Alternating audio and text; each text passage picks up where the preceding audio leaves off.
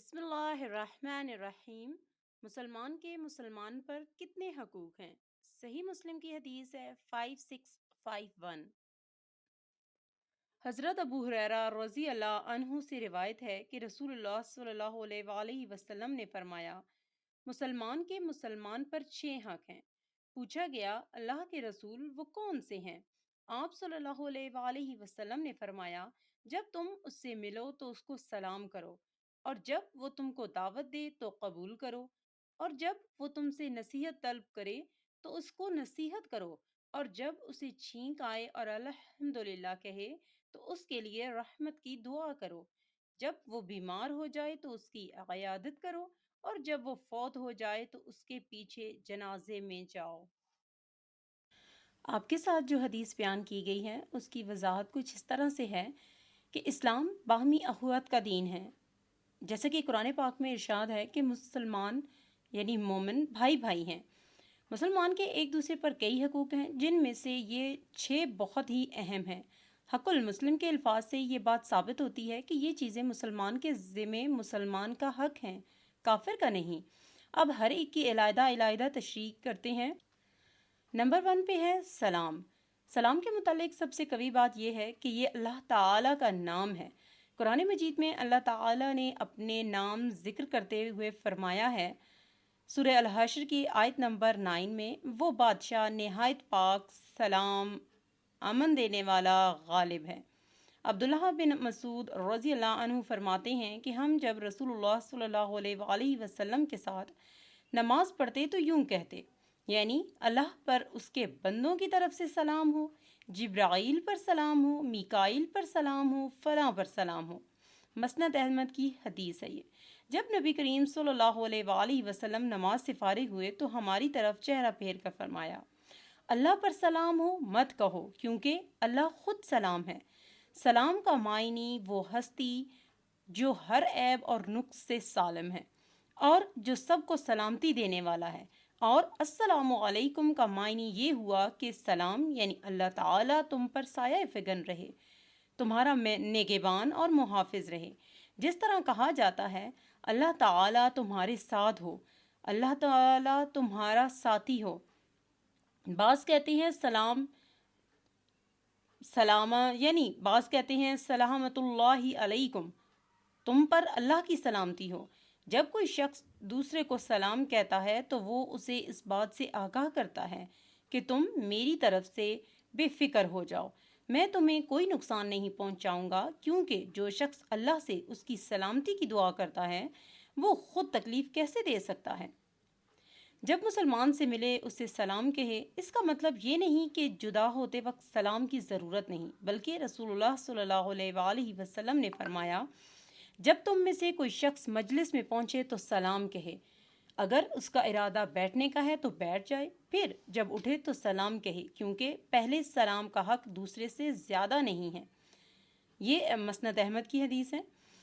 ایک آدمی نبی کریم صلی اللہ علیہ وآلہ وسلم کے پاس آیا اور کہا، السلام علیکم۔ آپ نے سلام کا جواب دیا، پھر وہ بیٹھ گیا۔ نبی صلی اللہ علیہ وآلہ وسلم نے فرمایا، 10 نیکیاں۔ پھر ایک اور آیا، اس نے السلام علیکم ورحمۃ اللہ کہا، آپ صلی اللہ علیہ وآلہ وسلم نے جواب دیا اور بیٹھ گیا۔ آپ صلی اللہ علیہ وآلہ وسلم نے فرمایا، 20۔ پھر ایک اور آیا، اس نے کہا، السلام علیکم ورحمۃ اللہ وبرکاتہ، آپ صلی اللہ علیہ وآلہ وسلم نے فرمایا، 30۔ یہ ابو داؤد اور ترمذی دونوں میں حدیث ملتی ہے۔ سلام کے کامل الفاظ اتنے ہی ہیں، اس سے زیادہ رسول اللہ صلی اللہ علیہ وآلہ وسلم سے ثابت نہیں ہیں۔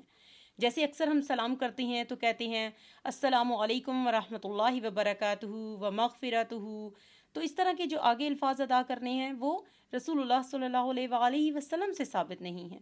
اس لیے مغفرتہ کے اضافے کی روایت ابو داؤد میں ہے، جس کے متعلق منظری اس نے فرمایا، اس میں ابو مرحوم عبد الرحمن بن میمون اور سہل بن معاذ 2 راوی ہیں، ان کے ساتھ دلیل نہیں پکڑی جاتی، ٹھیک ہے، یہ ضعیف حدیث ہیں۔ جب کوئی شخص سلام کہے تو اس سے بہتر جواب دینا چاہیے، یا کم از کم اتنا جواب ضرور دینا چاہیے۔ یہ سورہ نساء میں ہے، اگر تھوڑی دیر کے لیے کسی سے علیحدہ ہو تو دوبارہ ملنے پر پھر سلام کہے۔ رسول اللہ صلی اللہ علیہ وآلہ وسلم نے فرمایا، جب تم میں سے کوئی اپنے بھائی سے ملے تو اسے سلام کہے، پھر اگر ان کے درمیان کوئی درخت یا دیوار یا پتھر حائل ہو جائے تو دوبارہ ملنے پر اسے سلام کہے۔ یہ صحیح ابو داؤد کی ہے، ٹھیک ہے، اور اس میں جو راوی ہیں وہ ابو ہریرہ ہیں۔ صحابہ کرام رضی اللہ تعالیٰ عنہ اس فرمان پر بہت اہتمام سے عمل کرتے تھے۔ وہ صحابی جس نے نماز اطمینان سے نہیں پڑھی تھی، جب رسول اللہ صلی اللہ علیہ وآلہ وسلم کے پاس آیا اور آپ صلی اللہ علیہ وآلہ وسلم نے اسے واپس بھیجا کہ دوبارہ نماز پڑھو، تم نے نماز نہیں پڑھی۔ 3 دفعہ ایسا ہی ہوا تو اس نے ہر مرتبہ آ کر پہلے سلام کیا، حالانکہ وہ مسجد میں ہی تھا۔ رسول اللہ صلی اللہ علیہ وآلہ وسلم بھی مسجد میں تھے۔ یہ صحیح بخاری اور مسلم دونوں میں روایت ملتی ہے۔ جو شخص قضائے حاجت میں مشغول ہو اسے سلام نہیں کہنا چاہیے۔ جابر بن عبداللہ رضی اللہ عنہ بیان کرتے ہیں کہ رسول اللہ صلی اللہ علیہ وآلہ وسلم پیشاب کر رہے تھے، ایک آدمی گزرا، اس نے سلام کہا۔ فارغ ہونے کے بعد آپ صلی اللہ علیہ وآلہ وسلم نے فرمایا، جب تم مجھ اس جیسی حالت میں دیکھو تو مجھے سلام مت کہو، کیونکہ اگر تم ایسا کرو گے تو میں تمہیں جواب نہیں دوں گا۔ اس کا حوالہ جو ہے وہ صحیح ابن ماجہ میں ملتا ہے، ٹھیک ہے۔ نماز پڑھنے والے کو سلام کہنا چاہیے، البتہ وہ نماز کی حالت میں ہاتھ کے اشارے سے جواب دے، زبان سے نہیں۔ ابن عمر رضی اللہ عنہ فرماتے ہیں، میں نے بلال رضی اللہ عنہ سے پوچھا کہ لوگ نبی صلی اللہ علیہ وآلہ وسلم کو نماز کی حالت میں سلام کہتے تھے تو آپ صلی اللہ علیہ وآلہ وسلم کس طرح جواب دیتے تھے؟ فرمایا، آپ اپنے ہاتھ سے اشارہ کرتے تھے۔ اس کا جو حوالہ ہے وہ صحیح ابن ماجہ میں بھی ہے اور ترمذی میں بھی موجود ہے۔ اگر نمازی کو سلام کرنا جائز نہ ہوتا تو آپ صلی اللہ علیہ وآلہ وسلم منع فرما دیتے، البتہ نماز کی حالت میں سلام آہستہ کہیں جس سے نمازی کو تکلیف نہ ہو۔ ابو سعید رضی اللہ عنہ فرماتے ہیں کہ رسول اللہ صلی اللہ علیہ وآلہ وسلم نے مسجد میں اعتکاف کیا تو لوگوں کو بلند آواز سے قرات کرتے ہوئے سنا۔ آپ صلی اللہ علیہ وآلہ وسلم نے پردہ ہٹا کر فرمایا، یاد رکھو تم سب اپنے رب سے سرگوشی کر رہے ہو، اس لیے ایک دوسرے کو تکلیف ہرگز نہ دو۔ اور قرات میں یا فرمایا کہ نماز میں ایک دوسرے پر آواز بلند نہ کرو۔ اس کا حوالہ ابو داؤد میں ملتا ہے۔ بعض لوگ کہتے ہیں کہ جو شخص قرآن پڑھ رہا ہو یا کھانا کھا رہا ہو یا وضو کر رہا ہو اسے سلام نہ کہے، مگر اس کی کوئی دلیل نہیں۔ جب نمازی کو سلام کہہ سکتا ہے تو اس سے زیادہ مصروف کون ہو سکتا ہے؟ نمبر 2 ہے جی، اس کا جو حق ہے مسلمان کا مسلمان پہ، دوسرا حق وہ دعوت قبول کرنا ہے۔ جب تجھے بلائے تو اس کے پاس جا، یہ الفاظ عام ہیں کسی مقصد کے لیے بھی۔ مسلمان بھائی بلائے تو اس کے پاس جانا حق ہے، مثلاً وہ مدد کے لیے بلائے یا مشورہ طلب کرنے کے لیے یا کھانے کے لیے، غرض کسی بھی جائز کام کے لیے بلائے، اس کی دعوت قبول کرنا اس کا حق ہے، خاص طور پر اگر اسے مدد کی ضرورت ہو۔ رسول اللہ صلی اللہ علیہ وآلہ وسلم نے فرمایا، ایک مسلم دوسرے مسلم کا بھائی ہے، نہ اس پر ظلم کرتا ہے اور نہ اس کی مدد چھوڑتا ہے۔ دعوت ولیمہ میں جانے کی خاص تائید کی گئی ہے اور نہ جانے پر وعید آئی ہے۔ آپ صلی اللہ علیہ وآلہ وسلم نے دعوت ولیمہ کے متعلق فرمایا، جس نے دعوت قبول نہ کی اور اس نے اللہ اور اس کے رسول کی نافرمانی کی۔ ہاں، اگر دعوت میں کوئی نامناسب کام دیکھے تو واپس آ جائے۔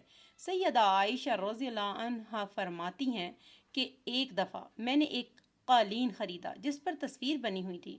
رسول اللہ صلی اللہ علیہ وآلہ وسلم تشریف لائے تو اسے دیکھ کے دروازے پر کھڑے ہو گئے، اندر نہیں گئے۔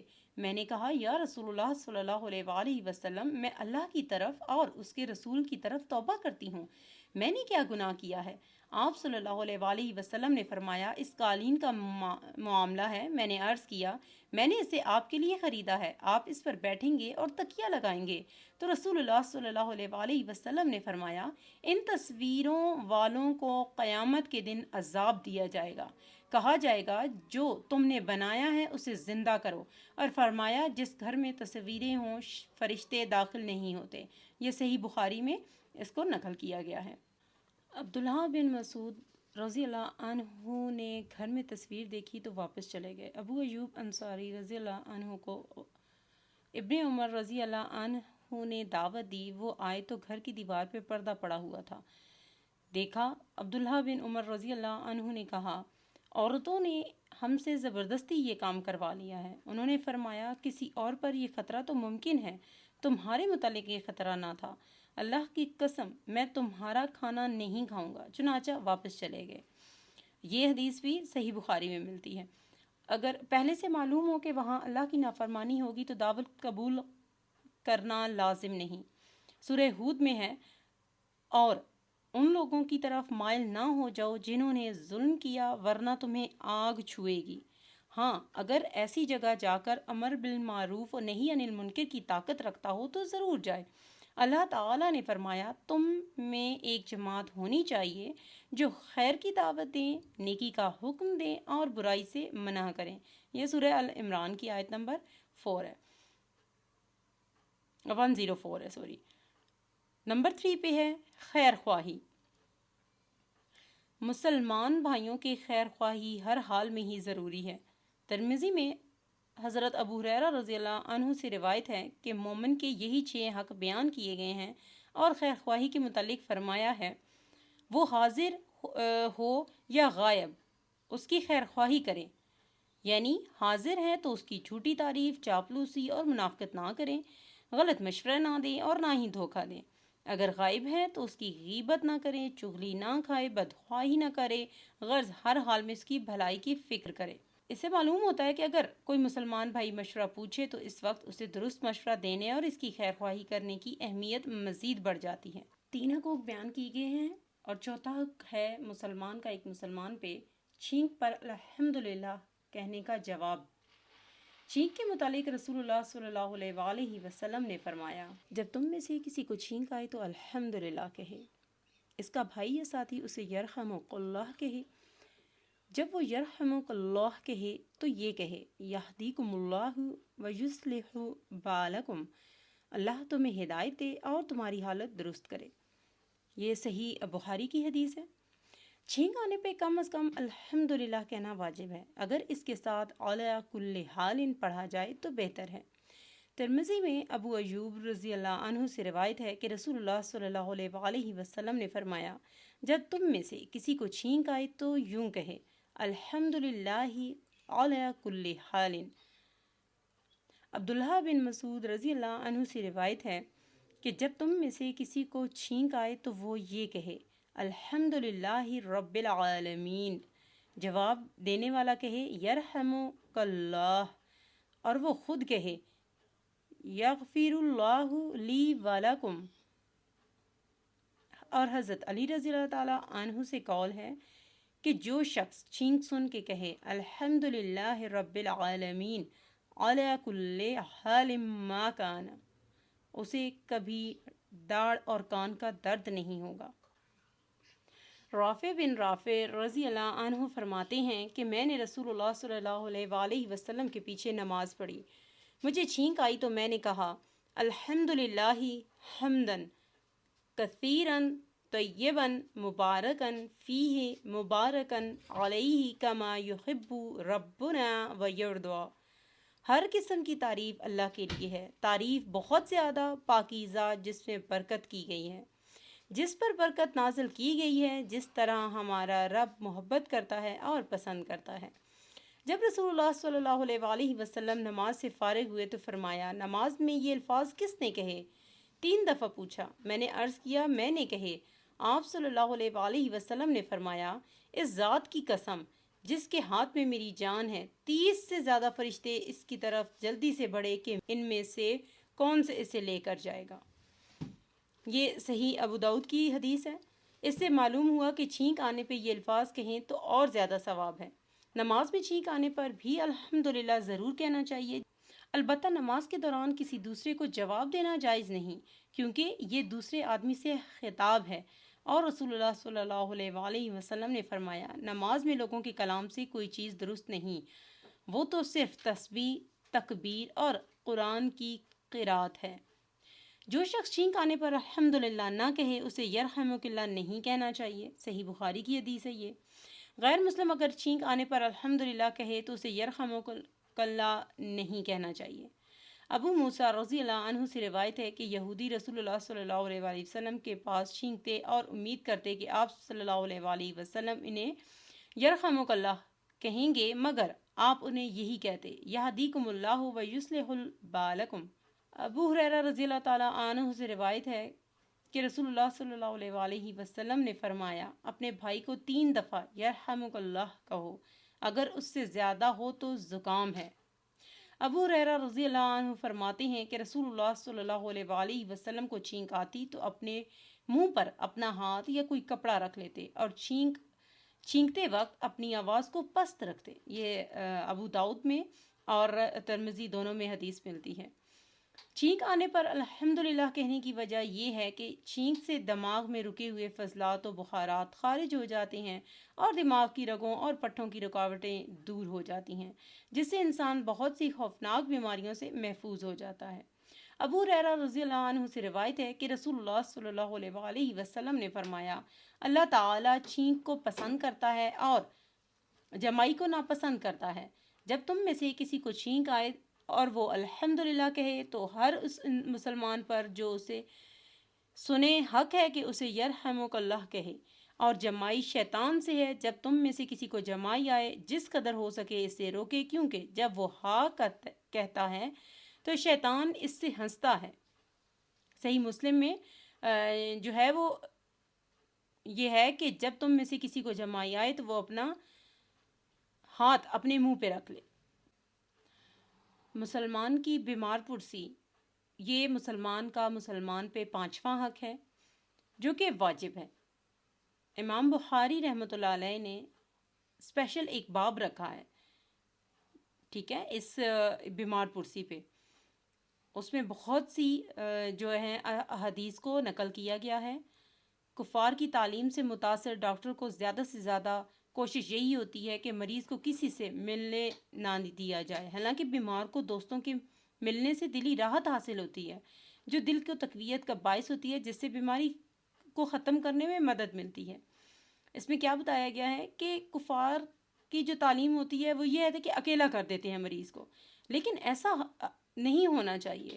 جبکہ مریض اپنے دوستوں سے، اپنے اہل و عیال سے ملتا ہے تو اس کے لیے کیا ہے، اس کا دل طاقت میں آتا ہے، اس کو قوت ملتی ہے بیماری سے لڑنے کی۔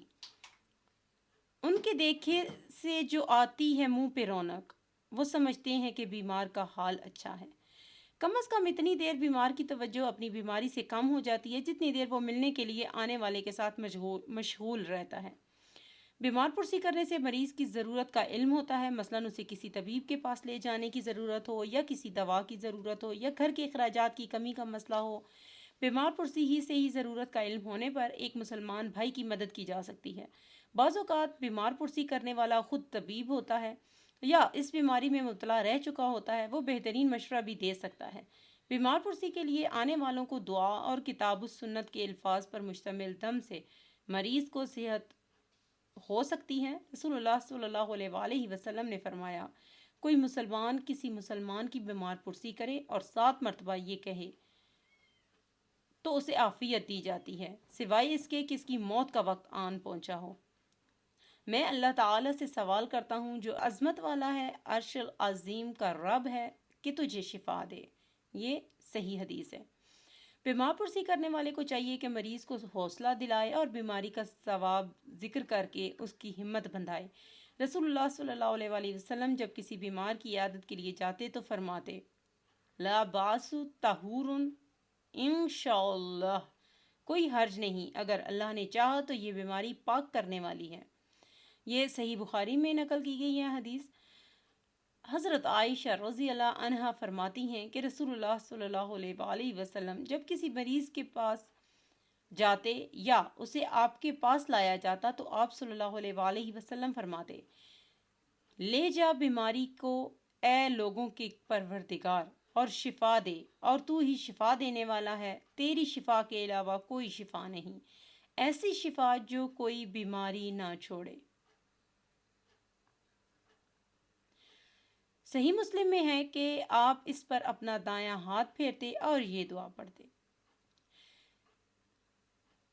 بیمار پرسی صرف مسلمان کا حق ہے، لیکن رسول اللہ صلی اللہ علیہ وسلم غیر مسلم کی بیمار پرسی کر لیتے تھے، جیسا کہ آپ نے ایک یہودی نوجوان کی بیمار پرسی کی جو آپ صلی اللہ علیہ وسلم کی خدمت کرتا تھا اور اسے اسلام قبول کرنے کے لیے کہا تو وہ مسلمان ہو گیا۔ اسی طرح آپ صلی اللہ علیہ وسلم نے اپنے چچا ابو طالب کی وفات کے وقت اس سے ملاقات کی اور اسلام قبول کرنے کی تلقین فرمائی۔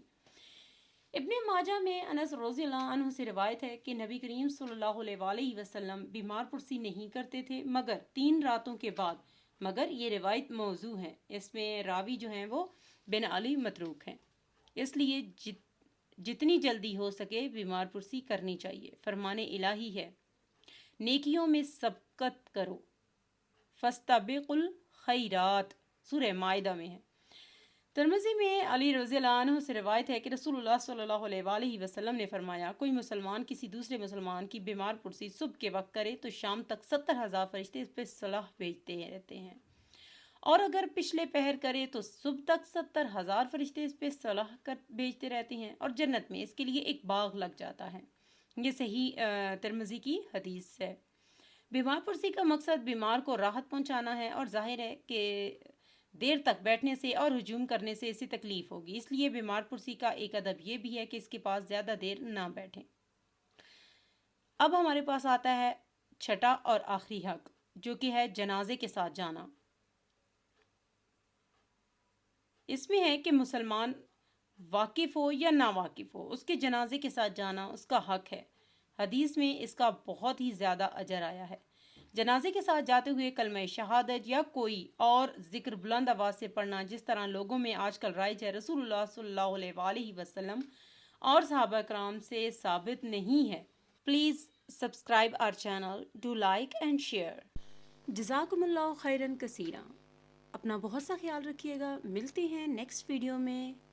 السلام علیکم ورحمۃ اللہ وبرکاتہ۔